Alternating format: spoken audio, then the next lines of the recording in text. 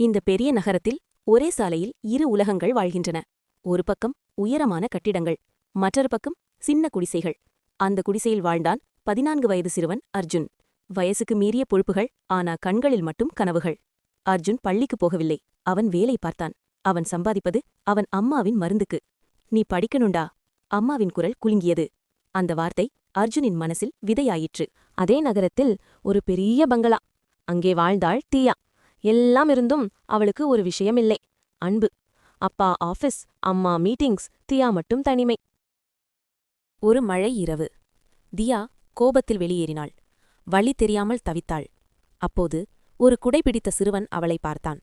அக்கா, பயப்படாதீங்க. அதுதான் 2 உலகங்கள் சந்தித்த தருணம். சின்ன வீடு, சாதாரண சாப்பாடு.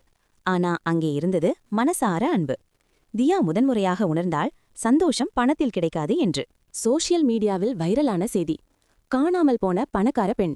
அர்ஜுன் அதை பார்த்தான். அவனுக்கு தெரிந்தது அவள் ஒரு சாதாரண பெண்ணில்லை. ஆனா அவன் மனசு மட்டும் மாறவில்லை. தியாவின் பெற்றோர் வந்தார்கள். அவர்கள் நன்றி சொல்லி பணம் கொடுக்க முயன்றார்கள். ஆனா அர்ஜுன் சொன்னா, அவங்க சிரிச்சா போதும். அந்த வார்த்தை அங்கே இருந்த எல்லோரையும் அமைதியாக்கியது.